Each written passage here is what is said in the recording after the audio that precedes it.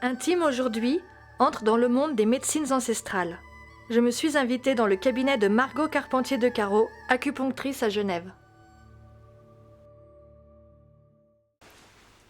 Comment l'acupuncture aide tes patients ? Alors l'acupuncture traite le patient dans sa globalité. Donc au lieu de traiter le symptôme directement, on va traiter par exemple le stress, la dépression, le sommeil, la digestion. Donc, Par exemple, si je viens te voir avec un problème de poids ?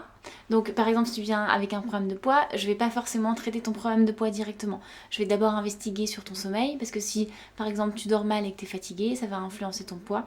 Alors que si on remet ça en ordre d'abord, ton poids va se remettre directement en ordre.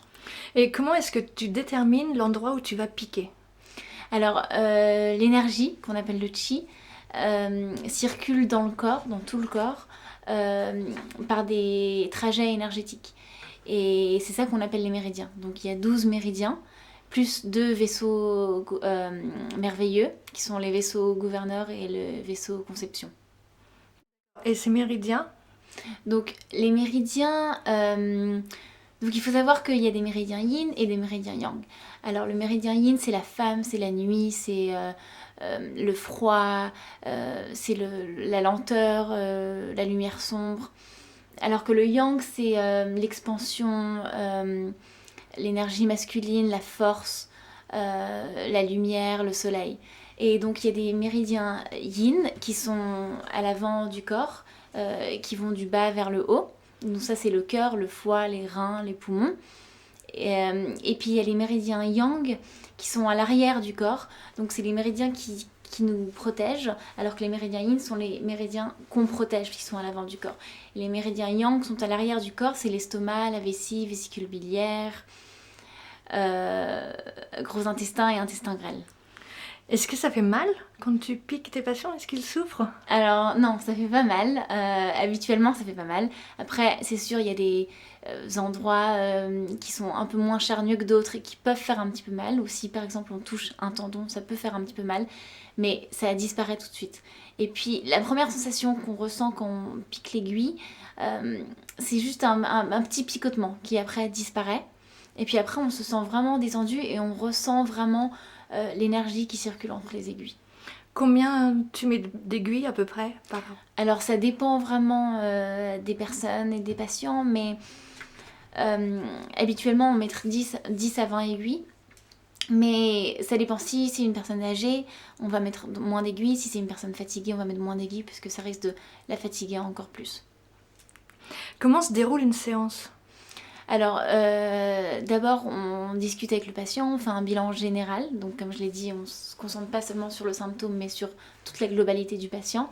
Donc, je vais poser des questions sur le sommeil, la digestion, le stress, etc. Donc, il peut avoir l'impression que les questions n'ont rien à voir. Voilà, exactement. D'accord. Donc, parfois, le patient peut avoir l'impression que ça n'a rien à voir. Mais c'est très important pour moi pour établir un diagnostic. Aussi, on regarde la langue et on prend le pouls. Et puis ensuite, on met les aiguilles, on attend 20 minutes. Ensuite, on enlève les aiguilles et on refait un dernier bilan. On peut aussi ajouter d'autres thérapies comme les ventouses ou le massage. Quelles sont les autres techniques que tu pratiques ? Alors, il y a les ventouses qui sont des vases que l'on pose sur la peau. Ça crée un effet de succion et ça va détendre les muscles, ça va refaire circuler toute l'énergie. Ensuite, il y a le gua sha, qui est un petit peu la même chose, mais c'est un outil qu'on utilise pour râper la peau. Et ça aussi, ça refait sortir toute l'énergie, ça refait circuler. Et puis, ensuite, il y a aussi la moxibustion, qui est une plante qui aide à chauffer et à redonner de l'énergie aux méridiens et aux points. Donc, on peut l'utiliser, par exemple, pour une personne qui est fatiguée ou, par exemple, une personne qui a des problèmes de digestion. Et puis, il y a aussi le massage, qui s'appelle le massage Twina. C'est avec des points d'acupuncture. Et c'est un peu comme les aiguilles, sauf qu'on utilise le massage. Et la moxibustion, tu disais que tu chauffes, mais tu chauffes l'aiguille ? Donc avec un stick, on chauffe autour du point. Donc on tourne autour de l'aiguille.